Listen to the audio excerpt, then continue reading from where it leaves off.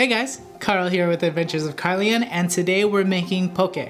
Now, it's a little tough for us to get ahi tuna or fresh ahi tuna here in the mainland, but yeah, what I can get is frozen sushi grade ahi tuna, and the fact that it's sushi grade makes it a little more comfortable for me to serve to like my family and my friends, whereas there's some people that have been getting like poke or ahi tuna from Costco, and well, none of them, I haven't heard any stories of them getting sick or dying, so that's good, but I just don't feel comfortable with that route.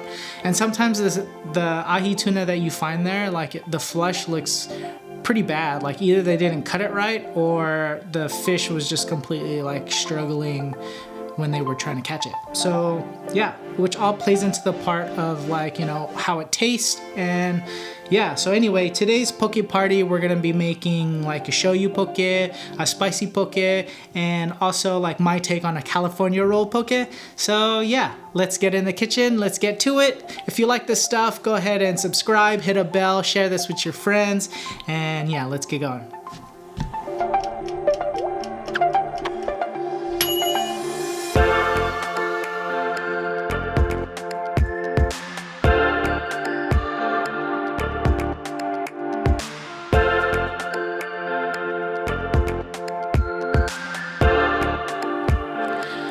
Your poke party, all you need is ahi tuna, shoyu, sesame oil, green and red onions, Hawaiian salt, mayo, real or imitation crab, avocados, cucumbers, and spicy sauce, like sriracha or something that you make yourself.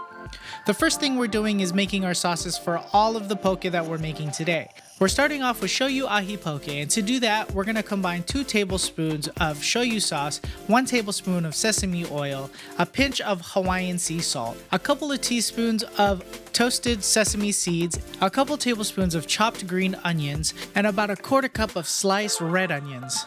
You're going to give it a good mix and then go ahead and set it aside. Next, we're going to make my version of a California roll poke, and we're going to start off by making curled green onion garnish. And it's really easy, you're just going to drop strips of green onion into ice water. Then we're going to take 2 tablespoons of mayo, QP if you have it, a tablespoon of shoyu. Then you're going to work on your crab, whether you have imitation or real crab, you're just going to shred it right into the mix and give it a good mix.